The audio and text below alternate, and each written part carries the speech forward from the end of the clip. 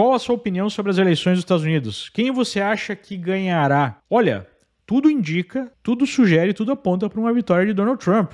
Se a gente pegar as pesquisas e comparar em relação aos últimos anos, a gente vai ver uma situação mais favorável para o Trump, mesmo, né, que a eleição de 2016, onde ele acabou sendo vencedor. Muita gente diz que isso se deve ao fato dos institutos de pesquisa terem ajustado seus modelos depois de erros crassos, tanto em 2016 quanto em 2020, em que eles deram uma vantagem muito maior para o Biden do que acabou sendo o resultado oficial, mas eu vejo que há uma sinalização muito forte para a vitória de Donald Trump. A questão é que a esquerda está disposta a tudo, né? Se já tentaram matá-lo por 2 vezes, qualquer manipulação, qualquer fraude é o de menos, né? Então esse é o grande problema, esse é o grande risco que nós corremos. Por que Trump aceitou a derrota em 2020 com tantos indícios de fraude? Foi falta de comprovação? Olha, eu não acho que ele aceitou, né? Inclusive ele foi acusado de ser totalitário, antidemocrático, justamente por não ter aceitado. Qual é que foi o problema? É muito difícil você comprovar essa manipulação do jeito que ela foi feita. A grande desculpa foi a questão da pandemia para promover a votação em massa por correio. Os eleitores receberam cédulas em muitos estados sem nem ter pedido, vários receberam várias células, e você teve ação de ONGs, de grupos de esquerda, recolhendo essas células para serem votadas, o que em muitos estados nem crime né? É autorizado a ser feito. Então foi uma manipulação em massa promovida de uma maneira que fica difícil de comprovar. Eu acho que é por isso que ele resolveu assumir um caminho de falar coisas que não foi exatamente isso que aconteceu, não foi exatamente esse o problema, né? Eu acho que o problema não foi necessariamente na contagem, apesar de alguns casos ter sido. O problema em massa foi você ter mudado as regras do jogo um pouco antes das eleições sob a desculpa da pandemia, né? A lei americana diz que, por exemplo, mudanças na lei eleitoral de estado tem que passar pelo legislativo dos estados. Como em alguns casos esse legislativo nem estava funcionando por conta da pandemia, as ordens foram dadas pelo executivo. E mesmo assim as supremas cortes desses estados, controladas muitas vezes por democratas, acabaram aceitando essas mudanças. Então foi uma série de manipulações que acabaram gerando uma eleição que não foi uma eleição limpa, transparente, longe disso, né? Mas Trump foi muito criticado justamente por não ter aceitado a determinação oficial, o resultado oficial. Tarcísio é o candidato do Centrão. Se eleito, o Brasil abandona a agenda globalista? Infelizmente, não parece ser o caso, porque o Tarcísio tem dado demonstrações que seguem uma boa parte dessa agenda globalista. Ele é um entusiasta lá do Fórum Econômico Mundial, ele demonstrou estar alinhado com a agenda verde, né, com o ambientalismo radical, mesmo com aspectos até que seriam anticonservadores dessa agenda, como ideologia de gênero e tudo mais. Parece que ele só reage quando ele é questionado e pressionado pelo eleitorado. Mas eu não vejo uma postura antiglobalista do Tarcísio. Ao contrário, eu vejo uma simpatia dele com essa agenda. Por que Trump sinaliza que não é a favor da Ucrânia? Parece mais próximo de Putin. Eu não vejo o Trump sinalizando ser mais próximo de Putin e nem sendo contra a Ucrânia. Ele demonstrou que é contra a guerra. E ele falou várias vezes que essa guerra não deveria ter acontecido. Essa guerra poderia ser resolvida através de um acordo. A questão toda é entender que existe a realidade militar, a realidade política, e ela não pode ser negada. E que, de uma certa forma, a Ucrânia está sendo utilizada pelas potências ocidentais, principalmente aquelas alinhadas a um projeto globalista, como bucha de canhão, né? Esse pessoal tentou vender a ideia de que a Ucrânia poderia vencer a Rússia num campo de batalha, e isso é praticamente impossível. Além disso, né, nós temos que levar em consideração o risco de uma guerra nuclear. Então eu vejo uma postura mais realista do Trump, não necessariamente contra a Ucrânia, ou não necessariamente a favor de Putin, mas sim a favor que seja feito um acordo. Essa terra que o Putin tomou, né, invadiu de forma completamente ilegal em termos de direito internacional, não vai ser recuperada. É preciso fazer um acordo em relação a isso e acabar com essa guerra e acabar com a morte de milhões, já mais de 1 milhão, né, não milhões, mas mais de 1 milhão de pessoas, tanto do lado russo quanto do lado ucraniano. Eu creio que é preciso ter esse realismo e, num segundo momento, uma postura de força dos Estados Unidos em relação ao mundo, que foi o que promoveu a invasão da Ucrânia no primeiro momento, né?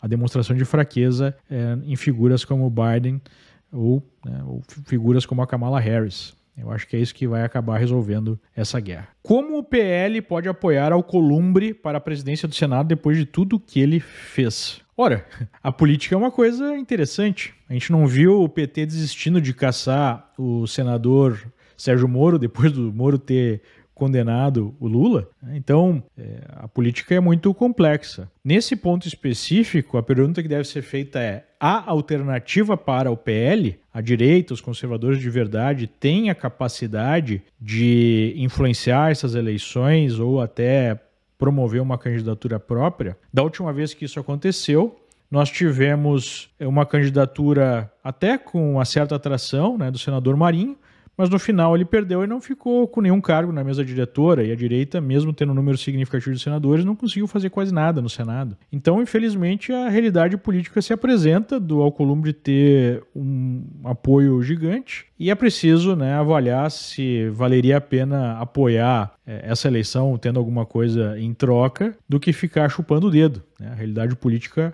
é essa, e essa realidade se aplica também à própria Câmara. Nós temos que entender que o Brasil é controlado por esse grupo, né, de oligarcas políticos desde sempre, que a gente chama de centrão, e nós temos uma minoria, na verdade, conservadora. Né? Essa história de Congresso conservador é uma balela. Nós temos aí pelo menos, sei lá, 20% do Congresso, entre Câmara e Senado, que efetivamente é formada por conservadores, por parlamentares independentes e tudo mais. O resto entra nesse bolo do centrão, cuja preocupação é aumentar o controle sobre orçamentos, sobre verbas, e vai atuar à direita, à esquerda, centro, ou qualquer que seja, em nome da manutenção do poder. Né? Não há ideologia para esse pessoal. Com Cássio Nunes no comando do TSE em 2026, diminui as chances de haver fraude. O que efetivamente diminui chance de haver fraude é aquelas propostas que infelizmente foram afastadas, que é o voto impresso, né? Você ter um registro físico do voto em conjunto com uma votação eletrônica. É assim que é feito na maior parte do mundo, inclusive boa parte do mundo desenvolvido, o voto é no papelzinho ainda. Mesmo países como a Alemanha, como o Japão, né, que são tecnologicamente muito mais avançados que o Brasil. Então é isso que produziria um sistema mais seguro, não é uma pessoa ou outra. Não acredito que um Cássio Nunes ou qualquer outra pessoa que esteja à frente do sistema de justiça eleitoral brasileiro pode salvar, né, um processo, deixar ele mais transparente só pela sua pessoa. O sistema deve mudar. Como está a situação dos votos antecipados nos Estados Unidos? Por enquanto, a situação demonstra um comportamento diferente do eleitorado republicano, com vários republicanos votando de forma antecipada ou mesmo votando por correio em relação às últimas eleições. O X da questão é saber se essa antecipação envolve simplesmente o sujeito deixar de votar no dia da eleição para votar antes, mas o número final será o mesmo, ou se isso sugere uma participação republicana maior overall, né, ao longo de todo o processo. Se for o segundo caso, o Trump será eleito por uma larga margem. Se for um pouco, né, dos dois casos, mesmo assim ele é eleito. Só não seria uma situação tão favorável para Trump se de fato há uma mudança do eleitorado em 100%, ou seja, o sujeito ao invés de votar no dia da eleição está votando antes ou está votando por correio, e aí no cômputo final isso não faria tanta diferença. Né? Então, o voto antecipado é o que produziu essa alta da expectativa da vitória do Trump nas casas de aposta, por exemplo. Então é um sinal positivo, por enquanto, para o Partido Republicano. Diversificar agora, em dólar, ou depois das eleições? Como a gente tem falado aqui no canal, a ideia de você alocar parte do seu patrimônio em dólares ou em outra moeda forte não deve envolver a taxa de câmbio exatamente. Eu vejo que esse é um erro comum entre os investidores, tentar operar, né, o câmbio, tentar definir um fundo ou evitar um topo do câmbio para enviar recursos. Isso gera uma situação que você sempre está esperando um dólar um pouco melhor para fazer a alocação. Se essa é a preocupação, o ideal é você dividir a remessa em 3, 4, 5 vezes, ou definir uma estratégia de ir enviando aos poucos, né, ao longo do tempo, mas você não deve se ater exatamente ao câmbio, porque há uma incerteza em relação a reação do câmbio dependendo do resultado eleitoral, que pode ser positiva ou negativa no curto prazo. Mas no longo prazo, quando você olhar para trás, depois de vários anos, o ponto exato que você fez a sua entrada não vai mudar muito o resultado. O que a gente sabe é que, historicamente, a inflação em real, na média, é maior do que a inflação em dólar, ou seja, há uma expectativa sistemática de desvalorização do real em relação ao dólar no longo prazo. Qual o avanço da inteligência artificial mais tem te impressionado? O avanço é impressionante em todas as frentes, né? Mas eu vou dar só para você um exemplo de algo que me impressionou recentemente. Eu fui num restaurante, peguei a carta de vinhos, tirei uma foto e mandei para o ChatGPT e perguntei para o ChatGPT qual seria um vinho adequado e dei lá o meu gosto de vinho, né? Eu gostava de vinho da Borgonha, enfim, dei as características de certos vinhos que eu gostava e pedi para ele fazer uma escolha. E ele fez um ranking, lendo e interpretando quais os vinhos tinha na carta de vinhos, de qual seria o vinho que seria mais adequado ao meu gosto. Não era exato, tinha alguns errinhos ali na definição, mas me impressionou a capacidade que essas ferramentas têm hoje em dia de chegar à resolução de qualquer problema, né, e de aumentar a eficiência das tarefas. É realmente surpreendente. Foi difícil para você se adaptar nos Estados Unidos? Não posso dizer que foi difícil, mas também não é tão fácil, né? Quando a gente está num país, em qualquer que seja o país, você tem uma forma de entender as pessoas, uma forma de lidar no seu dia a dia, você sabe como falar com o porteiro, com o seu colega de trabalho, né, com o seu sócio. Enfim, existe uma cultura, existe uma forma de você enxergar o mundo e de você atuar. E aqui nos Estados Unidos, apesar, né, da Flórida ser de uma certa forma mais parecida com o Brasil do que outros estados, é uma forma diferente. Então você tem que reaprender a viver em cada aspecto, especialmente social. E isso é demandante, mas também abre uma série de oportunidades, de aprendizados novos. É uma coisa que também não é só negativo. Então, não foi muito difícil, não. Mas o que realmente pesa, a parte mais difícil, é a distância, especialmente da família, né, de amigos, enfim, aquele seu círculo mais íntimo. Eu acho que isso é o mais difícil, né? Esse é o aspecto mais negativo. Mas, enfim, tem aspectos positivos e negativos dessa experiência e a minha experiência tem sido no saldo, no somatório, muito positiva, né? Eu não mudaria essa decisão. Na verdade, eu agradeço a Deus, né, por ter me dado essa oportunidade, porque aqui nós temos algumas coisas que no Brasil a gente não tem mais direito. Como, por exemplo, eu tenho uma casa aqui de frente para a rua, sem cerca, meus filhos podem brincar, é seguro, você pode andar na rua sem medo de ser assaltado a qualquer momento.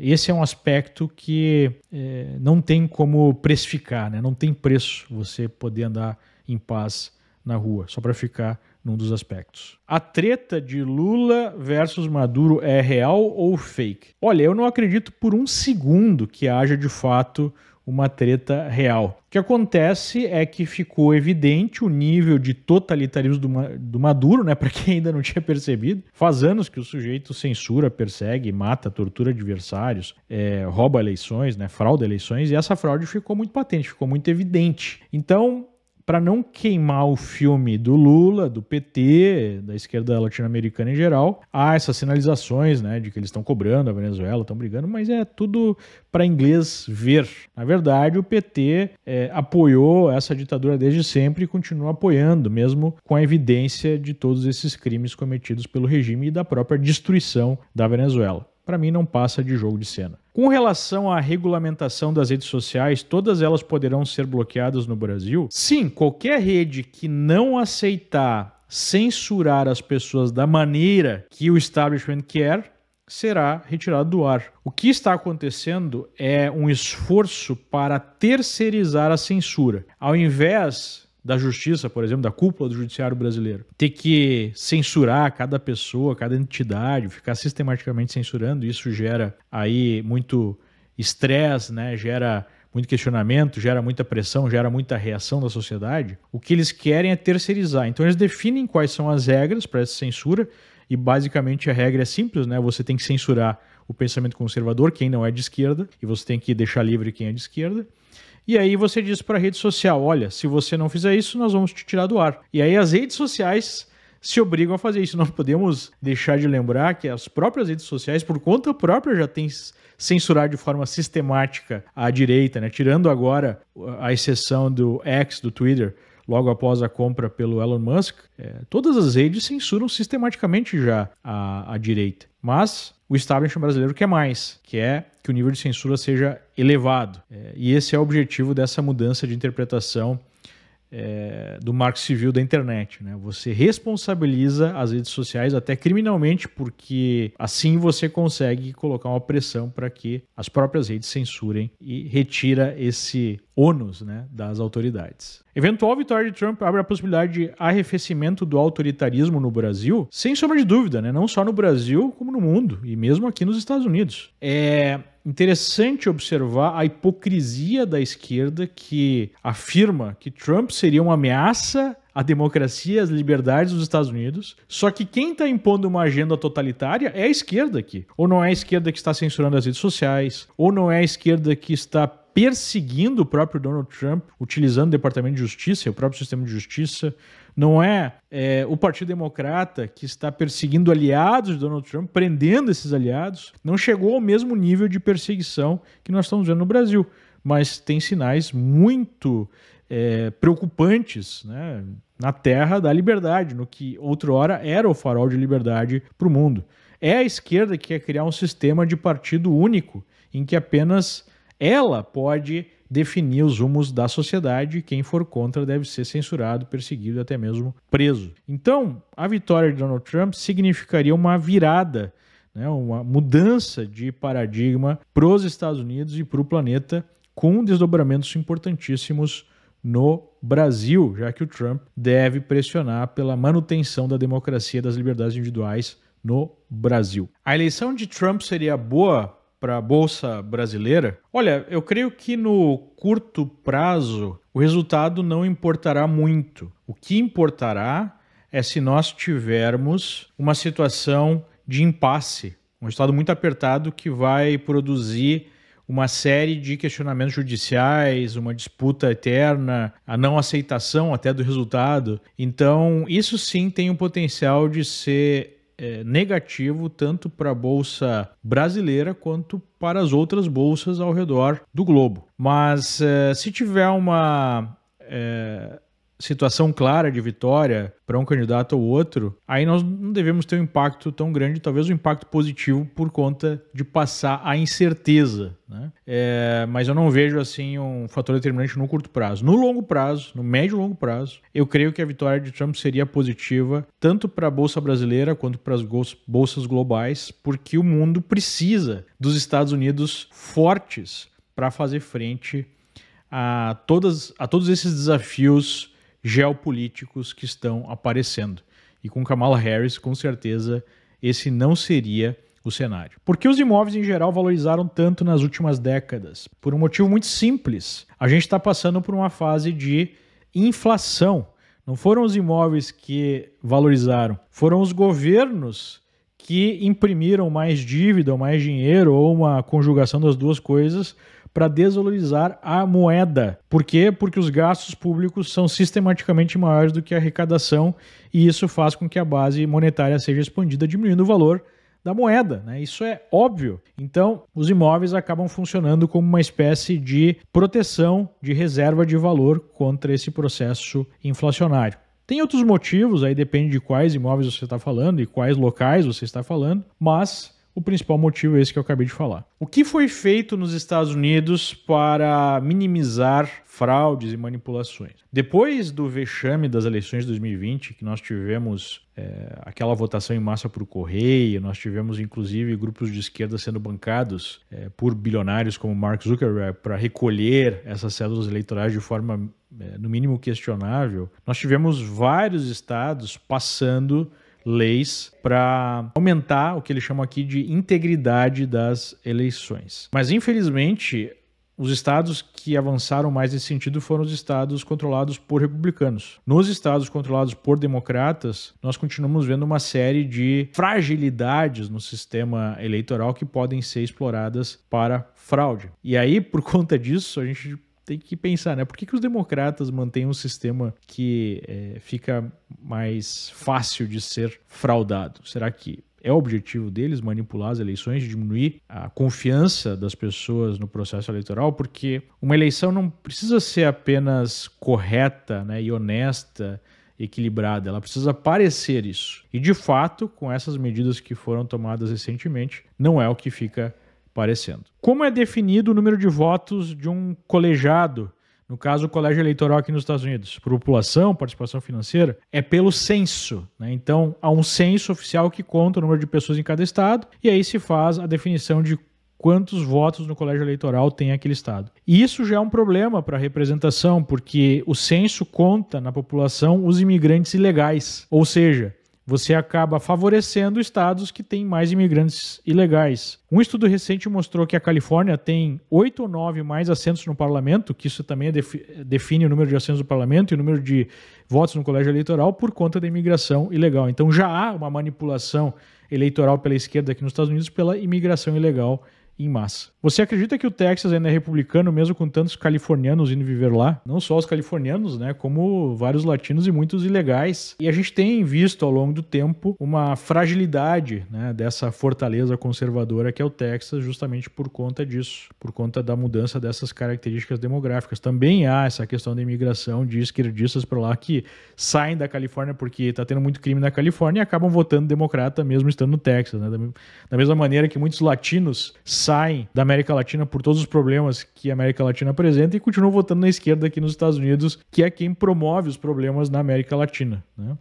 Mas ainda é, sim, um estado conservador e eu acho que vai ser assim por um bom tempo. Quem está emergindo como o grande estado dos mais populosos republicano, está se consolidando como uma força republicana, é exatamente a Flórida, né? O que me alegra muito. O que responder quando alguém dizer que Hitler era de direita? A resposta é simples. Hitler não era nem necessariamente de direita nem de esquerda. Ele tinha elementos de direita e elementos de esquerda. O principal elemento de esquerda da retórica nazista, da retórica fascista, é tudo dentro do Estado, né? Nada acima do Estado, que é exatamente a mesma visão do pensamento esquerdista. O comunismo aplicado na prática desenvolveu o quê? Estados superpoderosos que esmagam os indivíduos. Então os comunistas e os nazistas são muito parecidos nesse sentido. Enquanto o nazismo identificava na raça um elemento de união das pessoas, o comunismo define na classe, né, social, esse elemento de união entre as pessoas, os proletários contra os burgueses. E mesmo nesse elemento de união na raça, não é um elemento tipicamente conservador. O elemento de união nacional para os conservadores é justamente a ideia de tradição. Um povo que tem a mesma história, que tem os mesmos costumes, que tem a mesma língua, que tem a mesma forma de tratar os problemas, gera então uma união através de um país. E aí você pode dizer que a própria ideia de um país, da união de um país, né, de ser patriota, é uma ideia conservadora, mas nós não podemos esquecer que os próprios comunistas utilizam isso a todo momento, né?